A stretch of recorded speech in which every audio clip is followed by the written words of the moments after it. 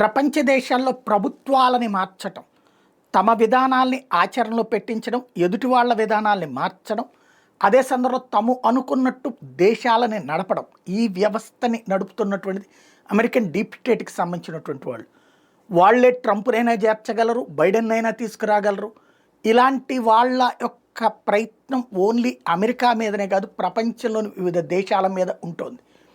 వీళ్ళు ఎలాంటిదైనా సరే సోషల్ మీడియా ప్లాట్ఫారాలు, మెయిన్ స్ట్రీమ్ మీడియా ప్లాట్ఫారాలు, అట్లాగే ఏదైతే మేధావులని వాడుకుని, ఇన్‌ఫ్లుయెన్సర్స్‌ని వాడుకుని వాళ్ళ ద్వారా చేసుకొస్తున్నారు. భారతదేశంలో ఆ కుట్ర చాలా కాలం నుంచి ప్రారంభమైంది. అప్పట్లో సీఏఏకి వ్యతిరేక ఉద్యమాలు, తర్వాత ఎన్ఆర్సీ వ్యతిరేక ఉద్యమాలు, రైతు చట్టాలకి వ్యతిరేక ఉద్యమాలు, ఏదో ఒక కారణంతో ఇప్పుడు తీసుకొస్తున్నటువంటి ఓట్ చోర్ ఉద్యమాలు, వీటన్నిటి వెనకాల ఉండేటటువంటిది డీప్ స్టేట్.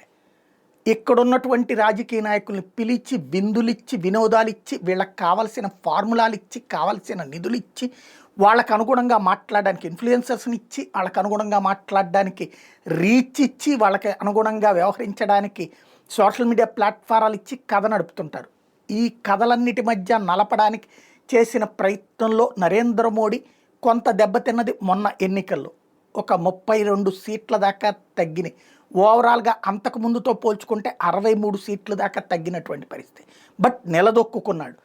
బట్ వాళ్ళు చెయ్యాలి అనుకుంటే ఏం చేయగలరన్నది బంగ్లాదేశ్లో మారిన అధ్యక్షురాలు, నేపాల్లో మారినటువంటి ఇప్పుడు ప్రధానమంత్రి, లేదా మొన్న శ్రీలంకలో జరిగినటువంటి అరాచకం, వీటన్నిటి చూస్తే అర్థమవుతుంది. ఈవెన్ పాకిస్తాన్లో ఇమ్రాన్ ఖాన్ని జైల్లో పెట్టి ఎవరైతే ఇప్పుడు ఉన్నటువంటి సైనిక చీఫ్ ప్రొజెక్షన్లో ఉన్నాడో ముషారఫ్ సోదరుడు వచ్చేటప్పటికి అక్కడ, లేదా నవాజ్ షరీఫ్ సోదరుడు వచ్చేటప్పటికి ఇప్పుడు అక్కడ పాలన చేస్తున్నాడు.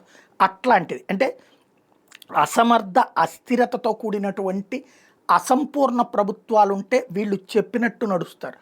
అది ఒక భారతదేశంలో కూడా అలాంటి కుట్ర అయితే జరిగిందన్నది ఇక్కడ మనం గుర్తుపెట్టుకోవాల్సినటువంటి అంశం.